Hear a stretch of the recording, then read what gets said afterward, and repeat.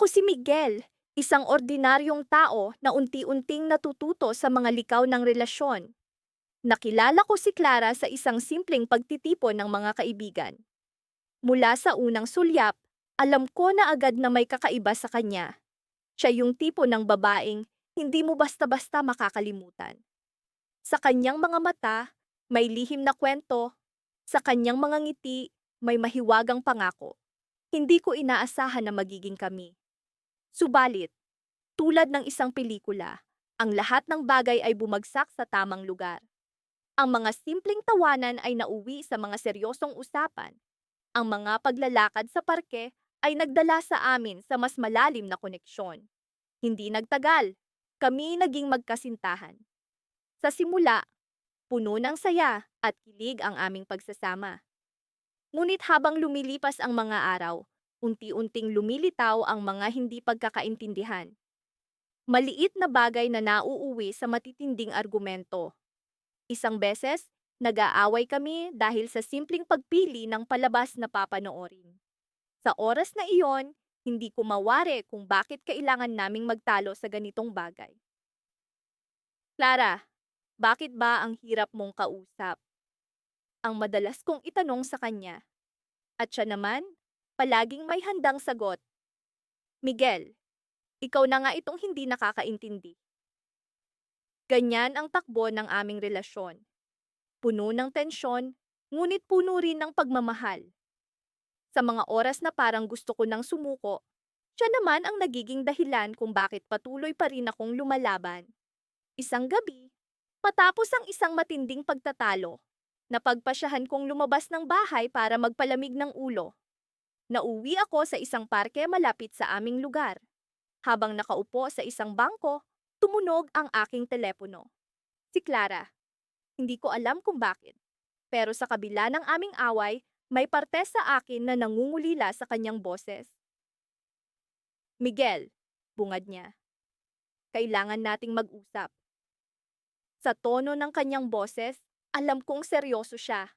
Bumalik ako sa aming apartment. Pagpasok ko, pumungad sa akin ang kanyang mukha. Puno ng emosyon. Hindi ko alam kung paano ko siya haharapin. Ang mga mata niya, tila ba may lihim na nais ipahayag. Miguel, hindi ko na alam kung paano natin ito aayusin. Malungkot niyang sabi. Sa puntong iyon, naramdaman kong may pagbabago sa hangin. Isang bagay na hindi ko maipaliwanag, ngunit alam kong mahalaga. Sa gitna ng aming pag-uusap, bigla kong napagtanto na may hawak siyang maliit na kahon. At iyon ang nagbigay sa akin ng kaba. Ang mga susunod na mangyayari ay magpapabago sa takbo ng aming kwento. Ako si Marco, at kung may natutunan ako sa relasyon namin ni Ana, iyon ay kung paano maging pasensyoso. Sa kabila ng lahat ng aming away, hindi ko maikakaila na mahal ko siya. Ngayong araw, nagpasya akong anyayahan siya sa isang bagong restaurant na binuksan sa lungsod. Sabi nila, romantic daw ang ambience nito, bagay na bagay sa amin, o sa kung anumang relasyon meron kami. Nagsimula ang gabi namin na may ngiti sa kanyang mukha. Wow, ang ganda ng lugar na to, Marco. Sabi niya, habang naglalakad kami papasok. Mukhang mag-e-enjoy ako. Para sa'yo to, Ana. Alam kong medyo magulo ang mga nakaraang linggo sa atin, kaya naisip kong kailangan natin ng something special. Sagot ko. Pilit na hindi nagpapahalata sa kaba ko. Nang makaupo kami sa mesa, tila bumalik ang dating Ana na minahal ko. Masayahin, puno ng kwento, walang hint ng away sa boses. Pero alam ko, oras lang ang hinihintay para sumiklab na naman ang di pagkakaintindihan. Sa tuwing magkasama kami, parang may nakabuntot na ulap ng tensyon, palaging handang bumuhos. Habang naghihintay kami sa order, napansin kong may kakaibang kinang sa mata niya. Marco, may sasabihin ako sa'yo, sabi niya. Medyo seryoso. Bigla akong kinabahan. Sa tuwing nagsisimula siya ng usapan sa ganitong tono, kadalasan ay hindi maganda ang kasunod. Ano yon, Ana? Tanong ko, pilit na pinapakalma ang sarili. Naalala mo ba yung kliyente kong si Mr. Santos? Tanong niya. Oo, yung medyo madalas mong banggitin, sagot ko. Hindi ko siya masyadong gusto, pero sinubukan kong magpakasuwabe. Well, may proposal siyang binigay sa akin. Gusto niyang gawing partner sa business ang kumpanya ko. Sabi ni Ana, puno ng excitement. Ito na ang pinakamalaking opportunity na dumating sa akin. Pero, mama, pero ano? Tanong ko, medyo nag-aalala. Pero kailangan kong lumipat sa Cebu para sa expansion. Sabi niya, biglang bumigat ang boses. Hindi ko alam kung ano ang mangyayari sa ating dalawa. Napatigil ako, parang may sumalubong na malamig na hangin sa dibdib ko. Si Ana? Sa Cebu? Paano na kami? Pero sa kabila ng lahat, alam kong kailangan ko siyang suportahan. Hindi ko siya pwedeng pigilan sa ganitong pagkakataon. Ana, masaya ako para sa'yo. Alam kong matagal mo nang pinapangarap ito. Pero, paano na tayo? Tanong ko, pilit na hindi nagpapahalata sa lungkot. Baka mag-work ang long distance? Sagot niya. Pero alam naming dalawa na hindi kami sigurado. Sa bawat away namin, pakiramdam ko'y laging nagiging mas mahirap ang sitwasyon. Habang nag-uusap kami, biglang dumating ang order namin. Parang sinadya ng pagkakataon na madistract kami sa mabigat na usapan. Nagpatuloy kami sa pagkain, pilit na ini-enjoy ang gabi. Habang tumatagal, hindi ko mapigilan ang aking isipan. Mahal ko si Ana, pero paano kung ang distansya ang maging dahilan para tuluyang maghiwalay kami? Paano kung ang Cebu ang maging bagong simula niya at hindi na ako kasama sa kwento? Napansin kong tumahimik na rin si Ana, tila nag-iisip ng malalim. Marco, hindi ko alam kung paano natin malalagpasan ito, pero gusto kong subukan, sabi niya, puno ng pag-asa. Ana, subukan natin. Pero kung hindi talaga, hindi ko na natapos ang sinasabi ko, hindi ko kaya. Mahal ko siya at gusto kong magtagal kami. Biglang dumating ang waiter, may dalang dessert na hindi namin in-order. Compliments of the house ay mimingitas, sir and ma'am, sabi niya. Nakangiti. Habang kumakain kami ng dessert, biglang nag-ring ang phone ni Ana. Tiningnan niya ito at nagbago ang ekspresyon ng mukha niya. Marco, kailangan kong umalis. Emergency sa bahay, sabi niya. Nagmamadaling tumayo. Okay, sige. Samahan na kita. Alok ko, pero tinanggihan niya. Hindi na. Kaya ko to. Kakausapin kita mamaya. Mabilis niyang sagot bago umalis. Naiwan akong nag-iisa, puno ng tanong at pangamba. Ano kaya ang nangyari? Sa gitna ng pag-aalala, biglang may lumapit na babae sa mesa ko.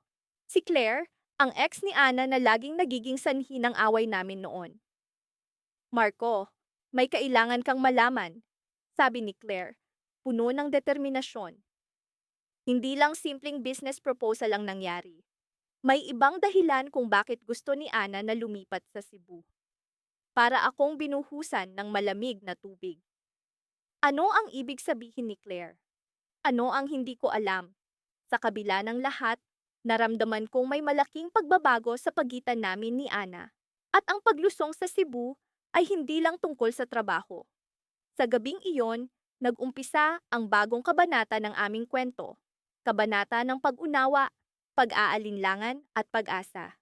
Hindi ko pa alam kung paano ito magtatapos. Pero, isa lang ang sigurado ko. Hindi ko kayang mawalan si Ana. Kung tutuusin, hindi ko talaga alam kung ano ang pinagsimula ng mga away namin ni Mia. Parang isang araw, nagising na lang kami. At ang dating maliliit na hindi pagkakaintindihan ay lumaki ng lumaki. Hanggang sa halos araw-araw na namin itong pinag-aawayan. Pero, kahit na ganoon, hindi ko magawang iwan siya. Siguro dahil alam kong sa kabila ng lahat, mahal ko siya. At kahit na magulo, alam kong mahal din niya ako. Isang gabi, nagpasya kami ni Mia na mag-dinner sa paborito naming restaurant. Isa itong maliit na Italian place na may mga kandila sa bawat mesa. At mayroong live na musika mula sa isang trio ng violinist na talaga namang nagbibigay ng romantikong ambience. Nang gabing iyon, umaasa akong makakahanap kami ng oras para mag-usap ng maayos at baka sakaling maayos ang kung anuman ang dapat ayusin. Habang naglalakad kami papunta sa restaurant, hindi ko maiwasang mapansin na tahimik si Mia. Madalas siyang nagkukuwento tungkol sa kung ano ang nangyari sa kanya sa trabaho. Pero ngayong gabi, tila malalim ang kanyang iniisip. Sinubukan kong basagin ang katahimikan. Mia, may iniisip ka ba? Tanong ko. Sabay ayos ng aking jacket. Tumingin siya sa akin, bahagyang ngumiti. Wala. Iniisip ko lang kung ano ang magandang orderin mamaya, sagot niya. Pero alam kong may bumabagabag sa kanya. Pagdating namin sa restaurant, agad kaming binati ng waiter at dinala sa isang mesa sa sulok. Nag-order kami ng paborito naming pasta at wine. Habang naghihintay sa mga order namin, sinubukan ko ulit magtanong. Sigurado ka bang okay ka lang? Tanong ko, sabay hawak sa kanyang kamay. Tumango siya, pero hindi ko nakita ang karaniwang ningning sa kanyang mga mata. Oo naman, Jake. Pero, may gusto kang pag-usapan? Nagulat ako sa tanong na iyon. Ako ang nagtanong sa kanya, pero siya ang bumabalik sa akin ng tanong. Sa totoo lang, gusto sana kitang yayain na magbakasyon tayo. Parang kailangan natin ng pahinga sa lahat ng nangyayari, sabi ko. Bahagyang lumiwanag ang kanyang mukha. Talaga? Saan mo balak? Baka sa beach? Para makapag-relax tayo? Maganda rin ang sunset doon. Naalala mo ba nung huli tayong nagpunta? Sagot ko, umaasang maibabalik ang magandang alaala. Ngunit bago pa siya makasagot, dumating ang mga order namin. Agad niyang kinuha ang kanyang fork at nagsimulang kumain. Ako naman, sinubukan kong bumalik sa usapan. Sa tingin mo ba, makakatulong iyon? Tanong ko. Habang nagsasandok ng pasta, tumingin siya sa akin ng diretso. Jake, sa totoo lang, hindi ko alam. Pero siguro, kung mag-uusap tayo ng mas may ayos, baka sakaling makabawi tayo. Napatigil ako sa pagkain. Ano ba talaga ang problema, Mia? Parang ang dami nating hindi nasasabi sa isa't isa. Muli siyang ngumiti, pero may lungkot iyon. Jake, mahal kita. Alam mo yan. Pero minsan, hindi ko maiwasang isipin kung saan papunta ang relasyon natin. Laging may away, laging may tanong. Muli akong napatigil. Alam ko sa sarili kong may mga pagkukulang ako, pero hindi ko akalaing ganito kalalim ang nararamdaman niya. Mia, hindi ko rin alam.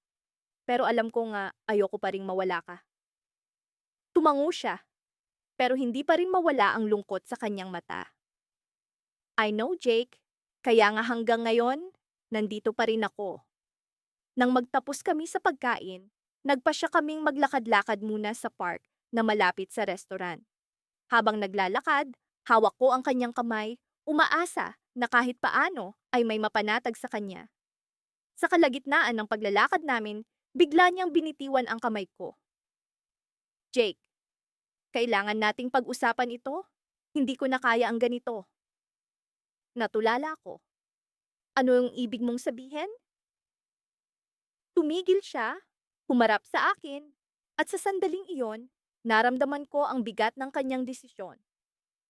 Jake, mahal kita, pero kailangan ko munang mapag-isa. Hindi ko alam kung paano natin maayos ito kung lagi na lang tayong nag-aaway. Napalunok ako, hindi ko alam ang isasagot. Pero bago pa man ako makahanap ng tamang salita, narinig ko ang tunog ng isang text notification mula sa phone ko. Tiningnan ko ito at ang mensahe ay mula sa isang dating kakilala. Isang babae na matagal nang wala sa buhay ko. Napahinto ako, alam kong mali ito. Pero isang bahagi ng utak ko ang nagsabing tingnan ko ito, kahit pa alam kong mali. Sa dulo ng mensahe, may isang linya na nagbigay sa akin ng pakiramdam ng kaba. Miss kita, Jake. Sana magkita tayo ulit.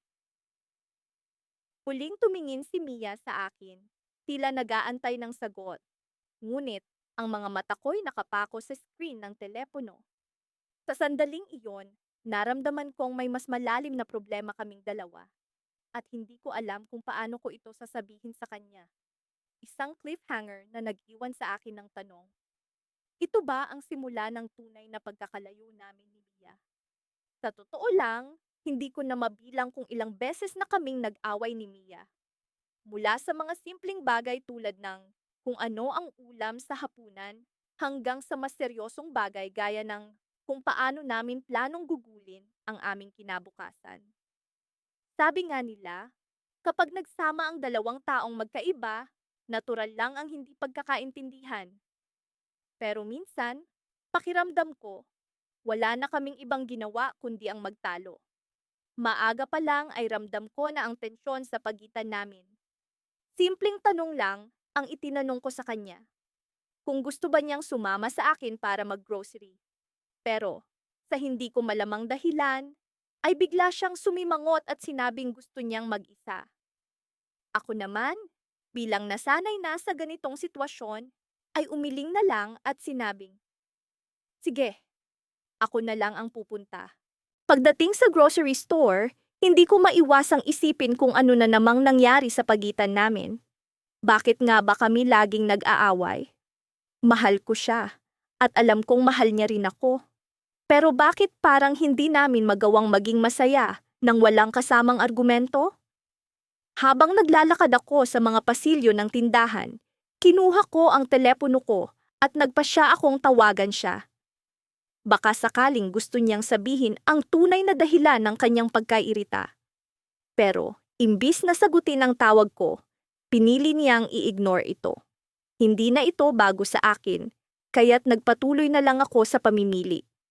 Pag-uwi ko, nadatnan ko si Mia na nakaupo sa sala, nakatitig sa telebisyon, ngunit halatang wala sa kanyang pinapanood. Nagpasya akong huwag nang magsalita at dumiretso na lang sa kusina para ayusin ang mga pinamili ko. Ngunit, bago pa ako makapasok, narinig ko siyang nagsalita. Alam mo, minsan iniisip ko kung bakit pa tayo nagtatagal na ganito.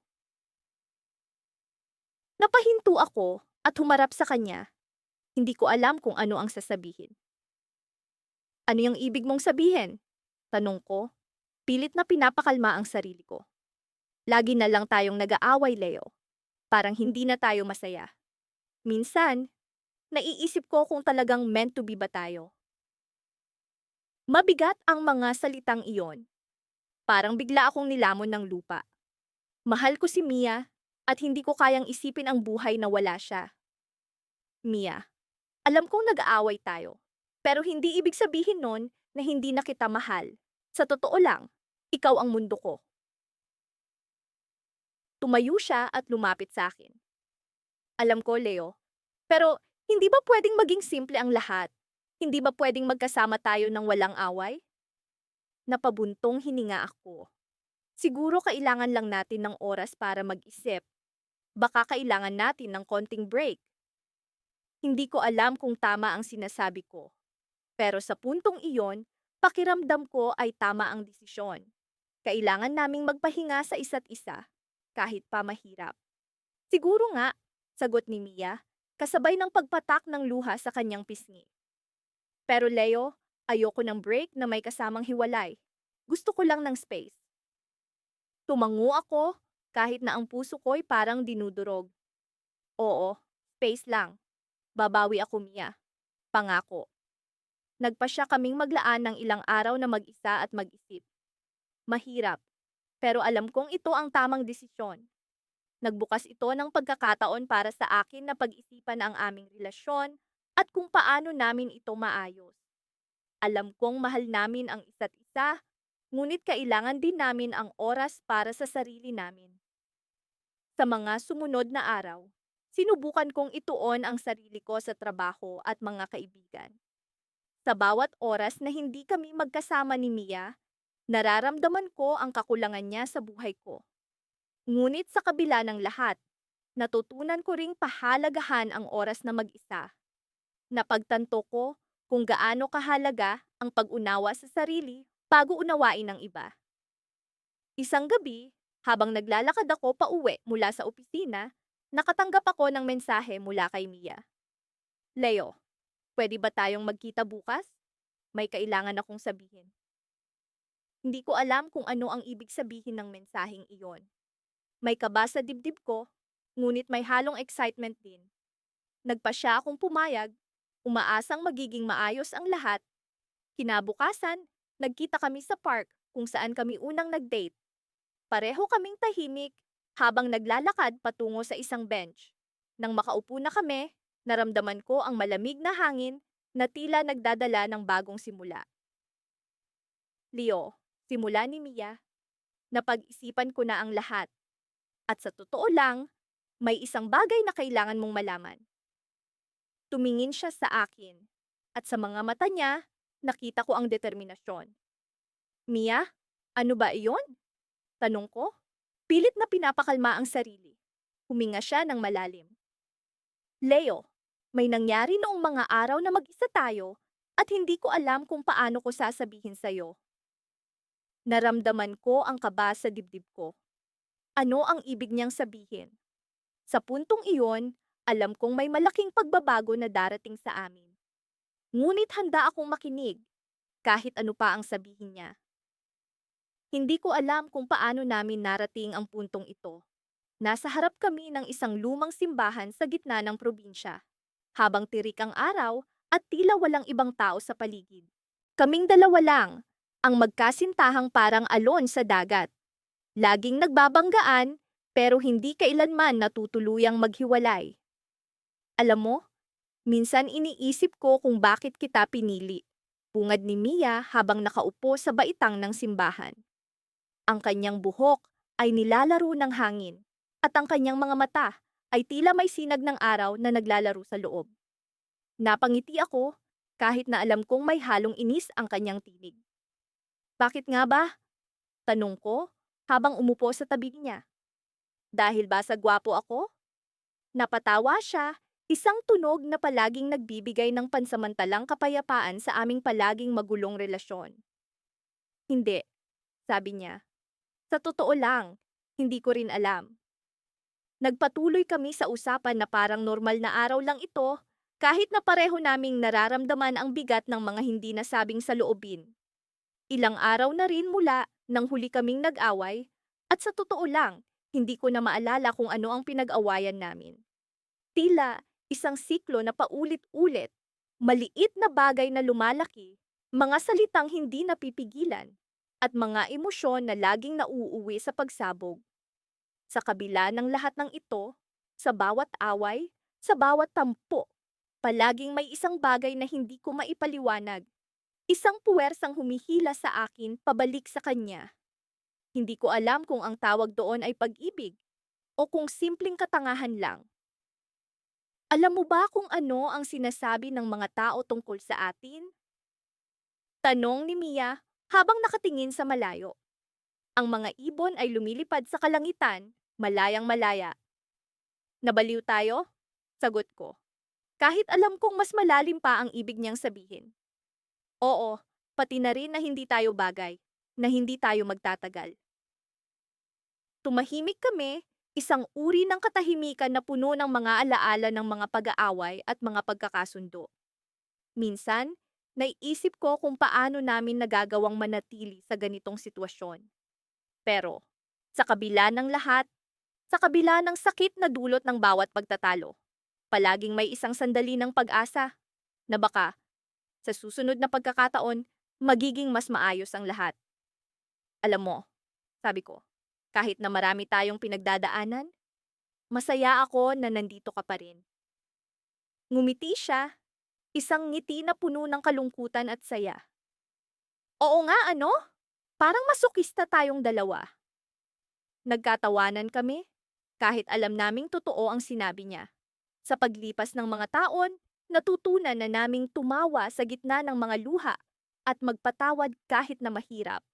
Pero, sa kabila ng lahat, hindi ko maiwasang itanong sa sarili kung hanggang saan kami dadalhin ng ganitong klaseng pagmamahalan.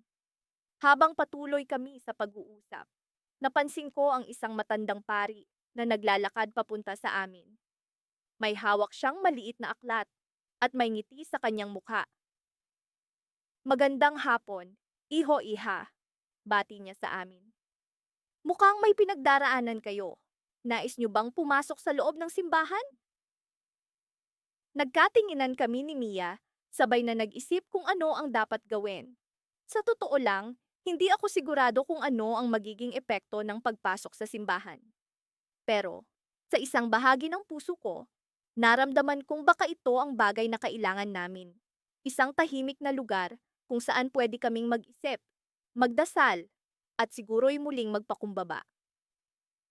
Sige po, Padre, sagot ni Mia, habang tumayo siya at iniabot ang kanyang kamay sa akin. Pumasok kami sa loob ng simbahan, kung saan ang katahimikan ay tila may sariling buhay. Ang mga upuan ay malinis at maayos, at ang altar ay simpleng dekorado, ngunit puno ng kahulugan. Naupo kami sa isang sulok, hindi nagsasalita, habang ang matandang pari ay muling nagpatuloy sa kanyang gawain. Habang nakaupo doon, naramdaman ko ang bigat ng aming relasyon. Parang ang simbahan ay naging saksi sa lahat ng sakit, saya, at pag-asa na meron kami. Hindi ko alam kung ano ang susunod na mangyayari, pero naramdaman ko ang init ng kamay ni Mia na nakahawak sa akin. Alam mo, sabi niya, kahit gaano pa kalabo ang lahat, kahit gaano pa kasakit, hindi ko kayang mawala ka. Napatingin ako sa kanya, at sa sandaling iyon, naramdaman ko ang tunay na halaga ng pagmamahalan. Hindi ito perpekto, hindi ito palaging masaya, pero ito ay tunay. At sa kabila ng lahat, handa kaming ipaglaban ang bawat sandali. Hindi ko alam kung ano ang magiging kinabukasan namin, pero isang bagay ang sigurado, hindi namin ito hahayaang masayang. Sa gitna ng katahimikan ng simbahan, naramdaman ko ang isang bagong pag-asa. Ngunit sa likod ng aming mga ngiti, may isang lihim na hindi ko pa nasasabi kay Mia. Isang lihim na maaaring magbago sa lahat. Sa susunod na pagkakataon, sa susunod na away, hindi ko alam kung paano ko siya haharapin. Sa paglabas namin ng simbahan, naramdaman kong ang hangin ay tila may daladalang bagong simula. Ngunit ang tanong na bumabalot sa aking isipan, paano kung matapos ang lahat, kailangan kong mamili sa pagitan ng pag-ibig namin at ng katotohanan? Ang araw ay nagsimula sa tila ordinaryong umaga. Nasa kusina ako, nagtitimpla ng kape habang si Mia ay abala sa pag-aayos ng kanyang mga gamit para sa trabaho. Sa kabila ng palaging pag-aaway, may mga sandali pa rin naman na pareho kaming nagkakasundo. Lalo na kapag pareho kaming pagod na makipagdebate sa isa't isa. Bakit parang hindi mo yata ako pinansin kahapon? Tanong niya habang inaayos ang kanyang blazer. Nagulat ako sa tanong niya. Akala ko kasi ay natapos na ang usapan namin tungkol doon. Kahapon kasi, sa gitna ng aming pagtatalo, bigla akong tumahimik. Hindi ko rin alam kung bakit, pero pakiramdam ko noon ay wala na akong lakas para makipagtalo pa. Hindi naman sa ganon, sagot ko. Pilit na umiiwas sa mas malalim na usapan. Pagod lang talaga ako, Mia. Saka, hindi ba't pareho tayong nagsabi na kailangan nating magpahinga? Nakita ko ang kunot ng kanyang noo. Alam kong hindi siya kontento sa sagot ko, pero wala na akong ibang maisip na paraan para mapagaan ang loob niya. Hindi ko alam kung paano ko ipapaliwanag na minsan, sa kabila ng pagmamahalan namin, ay parang may malaking pader na humaharang sa amin. Parang lagi na lang may kulang, may hindi sapat.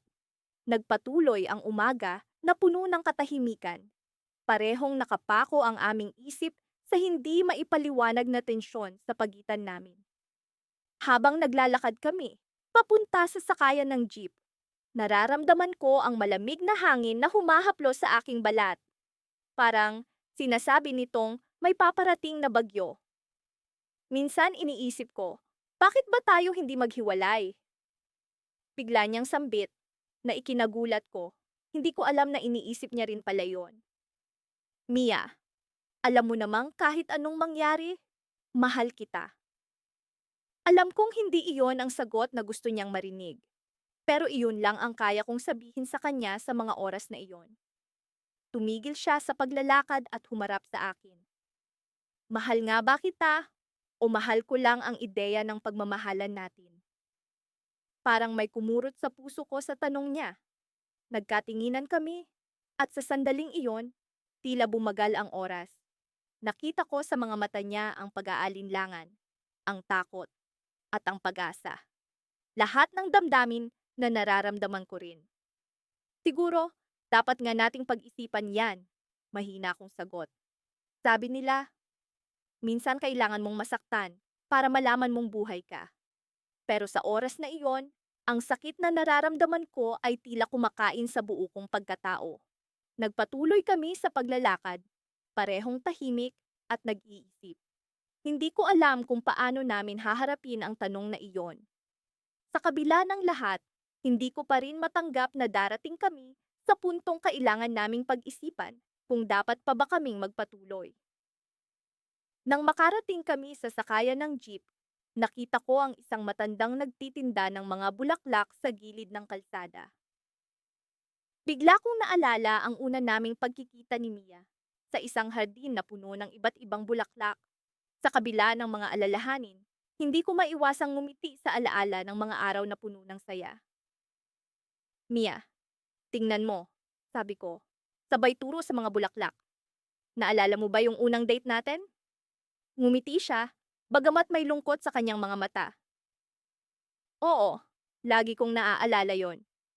Sa sandaling iyon, naisip ko na kahit gaano pa kalaki ang pader na pumapagitna sa amin, may mga alaala pa rin kaming magkasama na hindi basta-basta mawawala. Siguro nga, ang pagmamahal namin ay parang bulaklak, minsan nalalanta, pero laging may pagkakataong muling mamulaklak. Habang sumasakay kami sa jeep, bigla kong naramdaman ang kanyang kamay na humawak sa akin. Anuman ang mangyari, nandito pa rin ako, bulong niya. At sa sandaling iyon, naramdaman ko ang init ng kanyang pag-ibig. Tila ba ang simpleng hawak na iyon ay sapat na para bumalik ang lahat ng alaala ng aming pagmamahalan. Pero sa kabila ng pag-asang iyon, alam kong marami pa kaming kailangang pagdaanan. Habang papalayo kami sa sakayan, biglang umulan ng malakas. Lahat ng tao sa paligid ay nagtakbuhan sa mga magkakatabing tindahan para magtago. Nakita ko ang isang batang babae na natabig ng isang nagmamadaling pedestrian at ang kanyang mga bulaklak ay nagkalat sa kalsada. Agad akong bumaba ng jeep para tulungan siya. Nagtaka si Mia, pero sumunod din siya sa akin. Pinasok namin ang mga bulaklak sa bag ng bata at nang makita ko ang kanyang ngiti, naalala ko kung paano kami nagsimula ni Mia sa simpleng ngiti at bulaklak. Salamat po, sabi ng bata, bago siya tumakbo palayo. Nang tumingin ako kay Mia, may kakaibang ningning sa kanyang mga mata. Parang sinasabi nitong may pag-asa pa, may pag-ibig pa, kahit nasa kabila ng lahat ng aming pinagdaanan. At sa oras na iyon, hindi ko alam kung paano o bakit. Pero naramdaman ko ang kakaibang tapik sa aking puso. Isang damdaming hindi ko maipaliwanag. Pero sigurado akong may ibig sabihin. Mia, siguro nga hindi tayo perfect, sabi ko, habang sabay kaming naglalakad pa uwi. Pero siguro, sa imperfection na ito, makakahanap tayo ng dahilan para ipagpatuloy. Ngumiti siya at sa unang pagkakataon sa mahabang panahon, naramdaman kong may pag-asa pa sa amin. Ngunit, habang papasok na kami sa bahay, bigla kong narinig ang tunog ng cellphone ni Mia. Tumingin siya sa akin at sa kanyang mukha, nakita ko ang pag-aalala. Siya na naman, bulong niya, sabay tingin sa screen ng cellphone. At doon, sa hindi ko inaasahang pagkakataon, naramdaman kong may paparating na bagyo na hinding-hindi namin maiiwasan. Sa totoo lang, hindi ko alam kung bakit. Pero sa tuwing nag-aaway kami ni Mia, pakiramdam ko ay mas lalo akong nahuhulog sa kanya. Parang isang pelikula kung saan ang mga bida ay laging nag-aaway, pero sa dulo ay magkasama pa rin. Madalas kong iniisip kung may mali ba sa amin o baka sadyang ganito talaga ang pagmamahalan. Isang araw, habang pauwi kami galing sa isang dinner na puno ng argumentong hindi ko na matandaan kung paano nagsimula, nagdesisyon akong pumunta sa isang park na madalas naming puntahan noong bago pa lang kami. Nakakatuwang isipin na sa kabila ng lahat ng sigawan at tampuhan, palaging bumabalik ang aking isip sa mga alaala namin dito. Mga oras na puno ng tawanan at masayang kulitan. Paulo, bakit ba palagi na lang tayong ganito? Tanong ni Mia habang nakaupo kami sa isang bench, ang paligid ay tahimik at nag-aalok ng kapayapaang hindi namin makita sa isa't isa. Hindi ko alam kung ano ang isasagot sa kanya. Sa loob ng maraming taon, naging bahagi na ng relasyon namin ang mga away na walang katapusan. Pero, sa kabila ng lahat ng ito, hindi ko pa rin magawa ang ideyang maghiwalay. Parang may pumipigil sa akin, isang bagay na hindi ko maipaliwanag. Mia, alam mo ba, kahit na palagi tayong nag-aaway, hindi ko maitatanggi na sa mga panahong iyon, mas lalo kitang nakikilala. Parang mas nagiging malalim ang pag-unawa ko sa'yo. Sagot ko sa kanya, umaasa na mauunawaan niya ang ibig kong sabihin.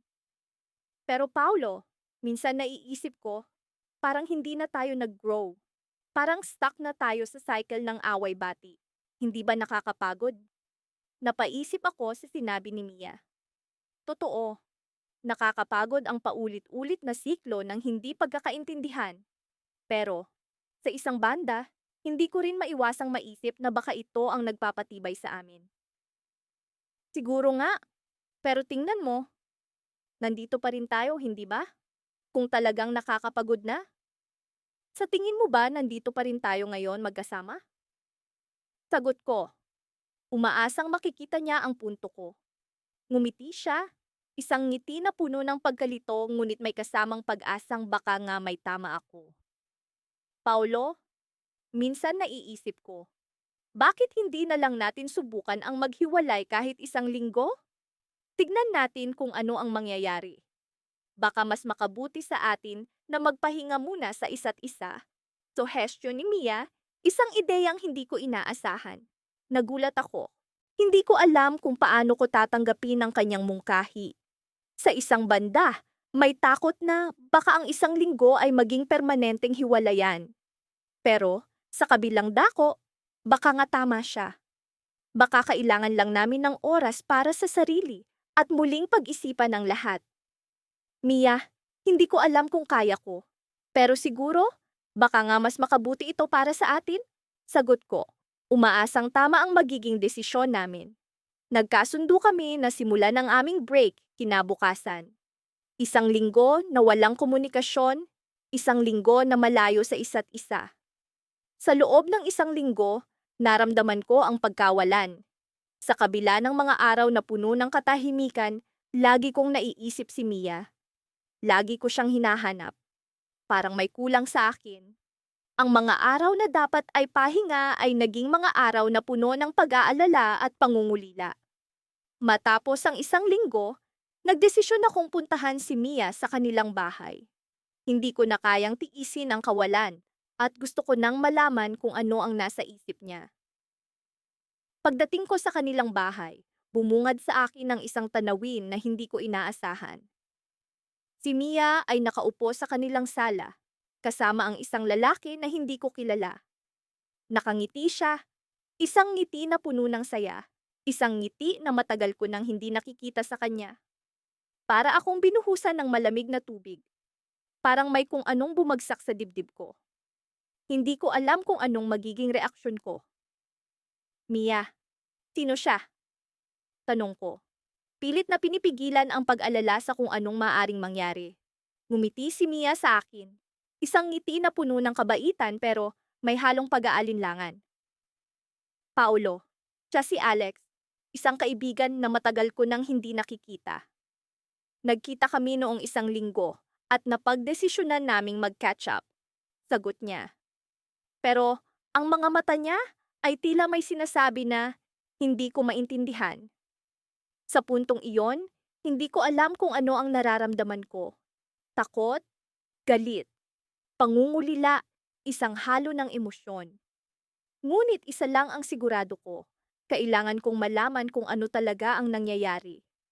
Ito na ba ang simula ng pagtatapos namin ni Mia? O ito ang simula ng isang bagong kabanata sa kwento namin?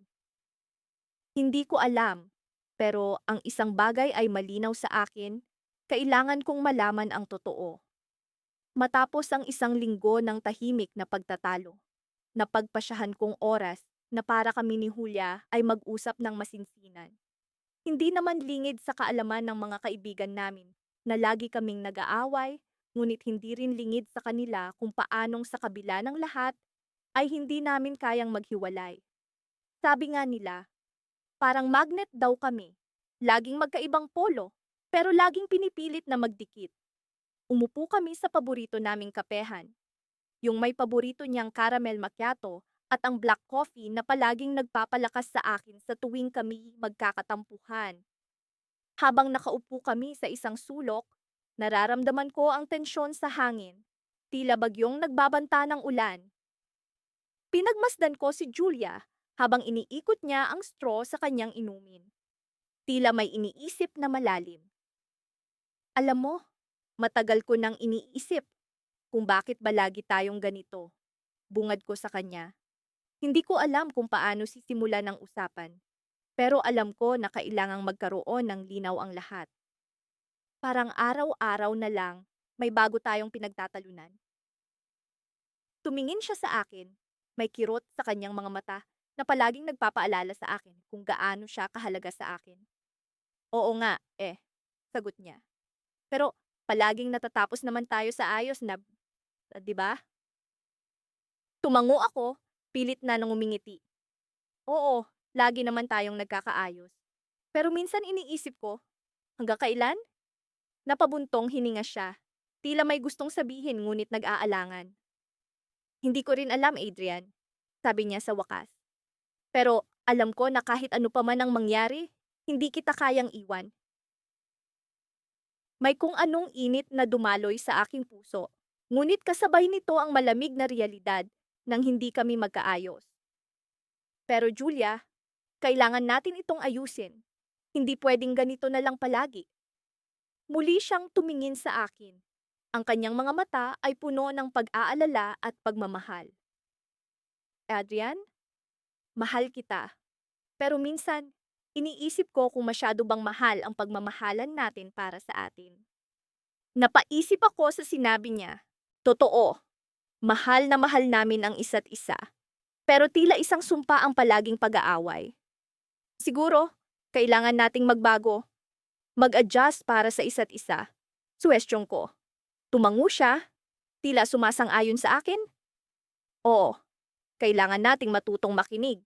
Hindi lang basta magreklamo. Napangiti ako, sa wakas ay may pag-asa. Gawin natin to para sa atin. Para sa pagmamahalan natin.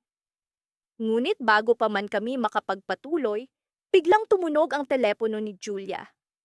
Lumingon siya at biglang nagbago ang ekspresyon ng kanyang mukha. Sandali, Adrian, sabi niya. Sabay tayo at naglakad palayo para sagutin ang tawag. Iniwan niya akong nag-iisa sa mesa at habang tinitingnan ko siya mula sa malayo, may kung anong kaba sa aking dibdib. Nakita ko ang pag-aalala sa kanyang mukha habang kausap ang nasa kabilang linya. Hindi ko alam kung bakit, pero sa mga sandaling iyon, alam kong may kung anong mangyayari. Pagbalik niya, halata ang pagbabago sa kanyang ekspresyon. Adrian, kailangan ko munang umalis, sabi niya. Tila nagmamadali. Nagulat ako. Ano? Bakit, Julia? Anong nangyari? Hindi ko pa alam pero kailangan ko talagang pumunta, sabi niya, hindi makatingin sa aking mga mata. Tumayo ako, hinawakan ang kanyang kamay. Julia, ano man yan, nandito ako. Ngunit hindi siya sumagot. Pinitiwan niya ang aking kamay at bago ko pa man siya mapigilan, tumalikod siya at naglakad palayo. Nakatayo akong nag-iisa, tila nawala ng saysay ang lahat ng napag-usapan namin. Habang naglalakad siya palayo, tila may kung anong bumabagabag sa akin. Hindi ko maalis sa isip ang tawag na yon. Ang tawag na tila nagbigay ng bagong suliranin sa aming dalawa. Sa kabila ng lahat ng pagtatalo, sa kabila ng lahat ng pagmamahalan, nararamdaman kong may mas malaking pagsubok kaming haharapin. At habang nag-iisa sa kapehan, nagtanong ako sa sarili, ano kaya ang nangyari? Paano kung ang tawag na iyon ay ang magiging dahilan ng lahat ng pagbabago sa relasyon namin? Sa kabila ng pag-asa na nag-uumapaw kanina, ngayon ay tila bumabalot na ulit ang takot at pangamba. Muli kong tiningnan ang mesa kung saan kami kanina nag-uusap, at sa sandaling iyon, naramdaman ko ang hindi maipaliwanag na kaba. Ang kaba ng isang pagbabago na maaaring sumira o bumuo sa kung anuman ang mayroon kami ni Julia. Ngunit sa kabila ng lahat, alam ko na hindi pa ito ang katapusan. Ito pa lang ang simula ng mas masalimuot na yugto ng aming kwento. Minsan, habang nakaupo ako sa paborito naming tambayan sa tabi ng ilog, naisip ko kung anong klasing sumpa ang bumabalot sa relasyon namin ni Mia.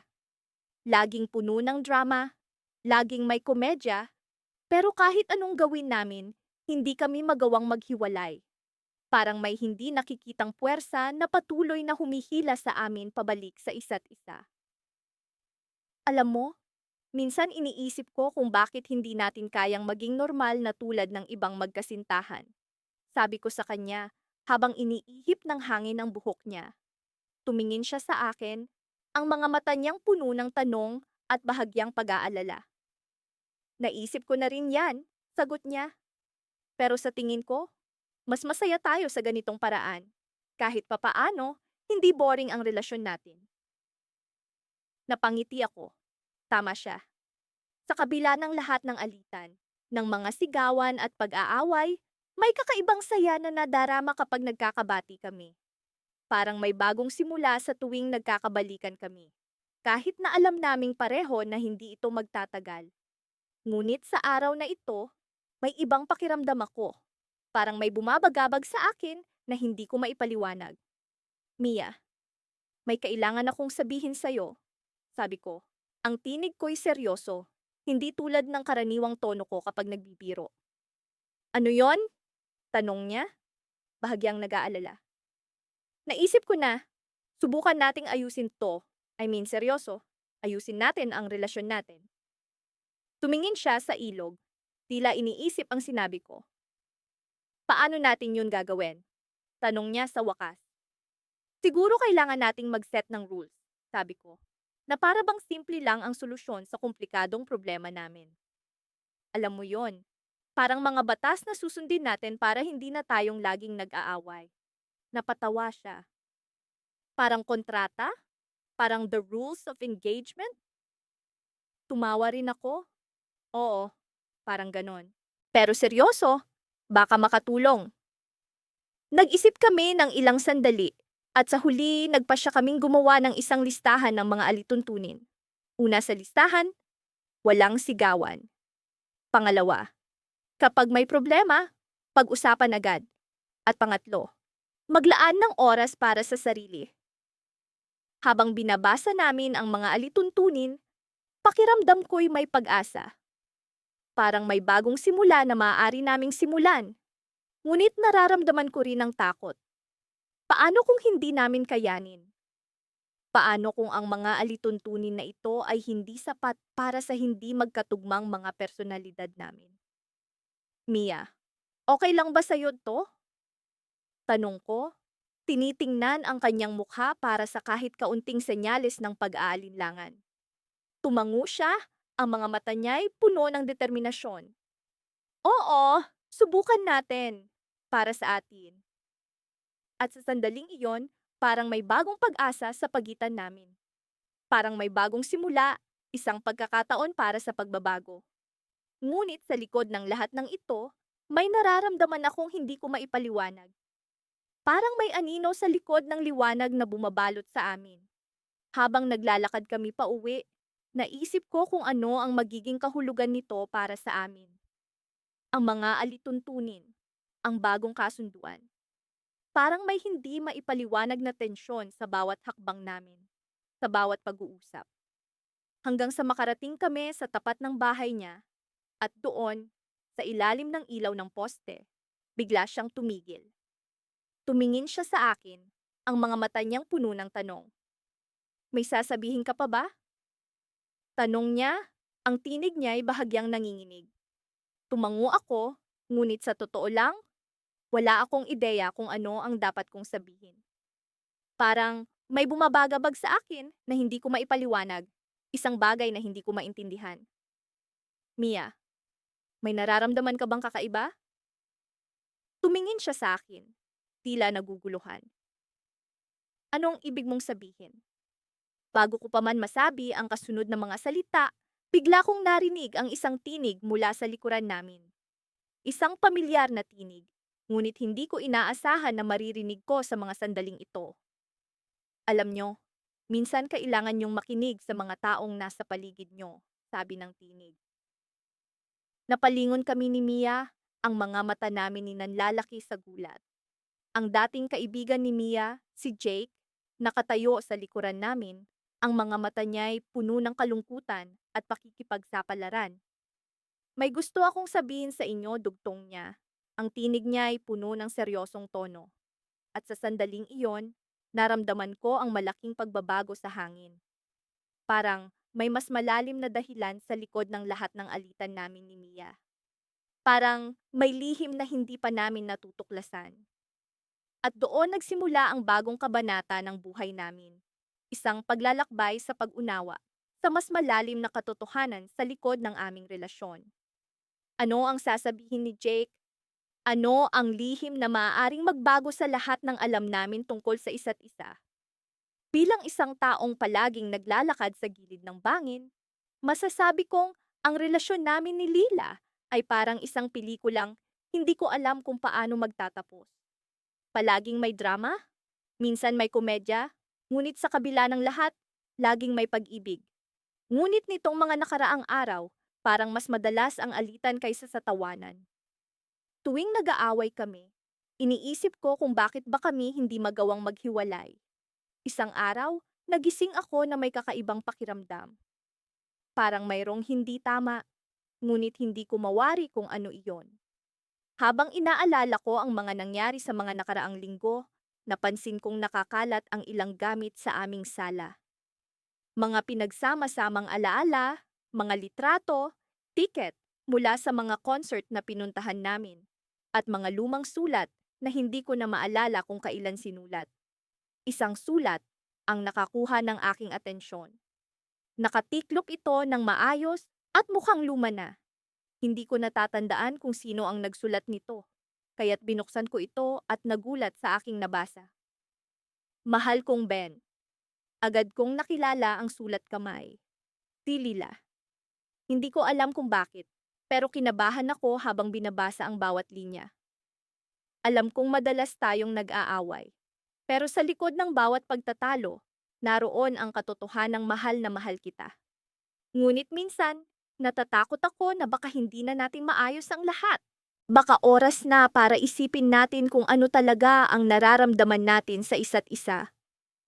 Parang biglang bumagal ang oras. Paano kung totoo nga ang takot na iyon? Paano kung dumating na kami sa puntong hindi na namin kayang ayusin pa ang lahat? Bumalik sa alaala ko ang mga huling pag-aaway namin. Ang mga maliliit na bagay na lumalaki at nagiging sanhi ng hindi pagkakaintindihan. Minsan, dahil lang sa hindi pagkakasundo sa kung anong pelikula ang papanoorin, nauuwi sa pagtatalo. At kahit gaano ko man gustuhin na magbago, hindi ko maiwasang isipin na baka nga ito na ang huli. Ngunit hindi ko iyon matanggap. Hindi ko kayang isipin na mawawala si Lila sa buhay ko. Siya ang naging katuwang ko sa lahat ng bagay. Siya ang aking kahati sa kasiyahan at kalungkutan. Ngunit paano kung ako lang pala ang nakakaramdam nito? Paano kung sa kanya, tapos na ang lahat? Pinilit kong kalmahin ang aking sarili at nagdesisyong kausapin si Laila. Kailangan naming mag-usap ng masinsinan. Ngunit bago pa man ako makalapit sa kanya, nagring ang telepono ko. Si Laila. Ben, pwede ba tayong magkita mamaya? Tanong niya. May halong kaba sa kanyang boses. Oo. Anong oras? Sagot ko, pilit na pinipigil ang sarili na wag magpakita ng kaba. Sa dati nating tambayan, 6:00 ng gabi. Bago pa man ako makasagot, binaba na niya ang tawag. Hindi ko alam kung ano ang mararamdaman ko. Ang tambayan namin ay isang maliit na coffee shop sa kanto kung saan nagsimula ang lahat. Doon kami unang nagkakilala at doon din kami unang nag-away. Dumating ang 6:00 at naroon na ako, dala ang sulat na natagpuan ko kanina. Hindi nagtagal, dumating si Lila. Nagkatinginan kami. Parehong may ngiti sa labi ngunit may bakas ng pangamba sa mga mata. Bakit mo ako gustong makausap? Tanong ko, pilit na pinapakalma ang aking sarili. Ben, kailangan nating mag-usap tungkol sa atin, sa kung saan tayo patungo. Sagot niya, diretso sa punto. Bago pa man siya makapagsalita ulit, iniabot ko sa kanya ang sulat. Nagulat siya at tiningnan ito ng matagal. Hindi ko alam na may natitira pa palang sulat na ito, sabi niya. Tila nag-iisip kung ano ang kanyang sasabihin. Basahin mo. Mungkahi ko, hindi mapakali. Binasa niya ito at nakita kong may luha sa kanyang mga mata. Ben, hindi ko alam na naiwan ko ito, sabi niya nang matapos niyang basahin. Pero, totoo ang lahat ng sinabi ko diyan. At totoo rin ang nararamdaman ko ngayon, dugtong niya, habang hinahawakan ang aking kamay. Mahal kita, Ben, pero kailangan na nating pag-isipan kung paano natin maayos ang lahat ng ito. Bago pa man ako makapagsalita, bigla niyang inilabas ang isang maliit na kahon mula sa kanyang bag. Alam ko na hindi ito ang inaasahan mong mangyari, pero binuksan niya ang kahon at lumitaw ang isang singsing. Hindi ko alam kung saan patungo ito. Proposal ba ito o isang paalam? Naguluhan ako, ngunit bago pa man ako makapagsalita, nagsalita si Laila. Ben, gusto kong simulan ulit ang lahat. Mula sa umpisa. Ikaw at ako, laban sa lahat ng pagsubok. Kaya mo pa ba? At doon ko napagtanto na kahit gaano pa man kahirap ang mga nakaraang araw, handa akong ipaglaban ang aming pagmamahalan. Ngunit paano kung hindi lang iyon ang twist sa kwento namin? Ano pa kaya ang hindi ko alam? Minsan, naiisip ko, bakit nga ba kami nag-aaway ni Mia? Parang magkaibang planeta kaming dalawa na sinubukang magkasundo sa iisang orbit. Pero sa kabila ng lahat, hindi ko maiwasang mangiti tuwing naiisip ko kung paano nagsimula ang lahat. Para kaming sina Romeo at Juliet na laging may drama. Pero sa halip na mga magulang ang hadlang, kami mismo ang problema ng isa't isa. Isang gabi, nagdesisyon kaming mag-usap tungkol sa mga bagay-bagay. Sa isang maliit na coffee shop sa tabi ng kalsada, naupo kami sa isang sulok na mesa, malayo sa ingay ng mundo. Isang beses lang sa isang buwan namin ginagawa ito, ang umupo, umorder ng kape, at subukang ayusin ang gusot ng aming relasyon. Sabi nga nila, communication is key, pero sa amin, communication is war. Ano na naman bang problema mo? Tanong ni Mia, sabay tingin sa akin na parang may usok na lumalabas sa kanyang ilong. Napalunok ako. Alam ko na kung saan papunta ang usapan namin. Hindi ko alam kung bakit ka nagagalit sa akin. Wala naman akong ginagawa. Wala nga! O baka naman hindi mo lang nakikita? Napapikit ako, pilit iniintindi ang ibig niyang sabihin. Marami na kaming pinagdaanan ni Mia. Sa tagal naming magkasama, hindi ko na mabilang kung ilang beses na kaming nag-away na para bang wala nang bukas. Bakit ba ang hirap mong kausapin? Tanong ko. Pilit na pinapanatiling kalmado ang boses ko. Parang lahat ng gawin ko, mali sa paningin mo. Hindi siya sumagot agad. Inabot niya ang tasa ng kape at uminom. Tila iniisip kung paano niya ako sasagutin. Maya-maya, tumikhim siya at nagpatuloy. Alam mo, minsan naiisip ko na baka naman hindi talaga tayo para sa isa't isa. Doon na ako natigilan. Parang may kumurot sa puso ko.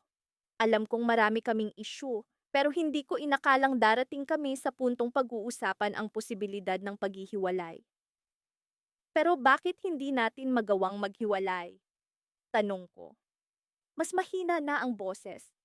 Bakit kahit anong away? Sa huli tayo pa rin?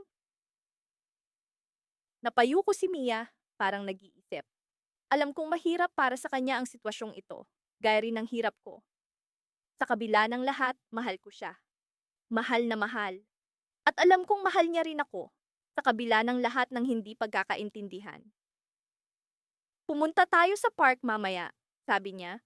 Biglang nagbago ang tema ng usapan. Gusto ko lang makapaglakad-lakad. Hindi natin kailangan mag-usap.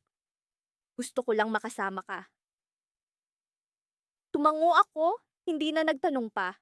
Minsan, kailangan lang talaga naming magkasama, kahit walang salitang namamagitan. Parang, tumatakbo kami sa isang malaking bilog na walang katapusan. Paulit-ulit na cycle ng away. Bati, away, bati. Pagdating namin sa park, umupo kami sa isang bangko, tahimik na pinagmamasdan ang mga bata na naglalaro sa paligid. Sa mga ganitong pagkakataon, naiisip ko kung ano nga ba ang kinabukasan namin ni Mia. Parang roller coaster ang relasyon namin. Maraming highs, maraming lows. Pero sa kabila ng lahat, hindi ko maisip na wala siya sa buhay ko. Minsan, iniisip ko, ano kaya kung maghiwalay tayo? Tanong ni Mia, breaking the silence. Napatingin ako sa kanya, nagulat, pero hindi nagpakita ng reaksyon. Ano nang ibig mong sabihin? Alam mo, parang masyado na tayong nasanay sa toxicity ng relasyon natin. Parang hindi na tayo natututo. Hindi ko alam kung ano ang isasagot ko. Parang biglang bumigat ang paligid. Sa kabila ng lahat ng away, hindi ko na-imagine na darating kami sa puntong ito. Pero, sa likod ng isip ko, alam ko ring tama siya. Minsan, kailangan mo ring tanungin ang sarili mo kung ano nga ba ang tama. Baka kailangan lang nating magpahinga. Sagot ko, pilit na nilalabanan ang kaba. Tumingin siya sa akin, may lungkot sa kanyang mga mata. Pero paano kung sa pahinga na yon, hindi na tayo bumalik sa isa't isa? Sa mga sandaling iyon, natanto ko na hindi ko kayang mawala si Mia. Sa kabila ng lahat ng away, mahalaga siya sa akin. Pero paano nga ba namin aayusin ito kung hindi namin alam kung paano magsimula? Bigla siyang tumayo, naglakad palayo nang hindi man lang tumitingin sa akin. Sumunod ako, tinawag siya, pero hindi siya lumingon. Sa unang pagkakataon, naramdaman ko ang takot. Takot na baka ito na ang huling pagkakataong magkakasama kami. Habang naglalakad siya palayo, bigla niyang hinugot ang kanyang telepono. Napahinto ako sa pag-aakalang may sasabihin siya. Pero sa halip, tumawag siya sa isang tao at sa tono ng boses niya, alam kong hindi ito basta-bastang tawag. Mama, uuwi na ako, sabi niya, tumataginting sa aking pandinig. Napako ako sa kinatatayuan ko, hindi alam kung ano ang gagawin. Sa pagkakataong iyon, naramdaman kong unti-unting bumagsak ang mundo ko. Kailangan ko siyang habulin, kailangan ko siyang pigilan. Pero, paano kung hindi na siya magpahabol?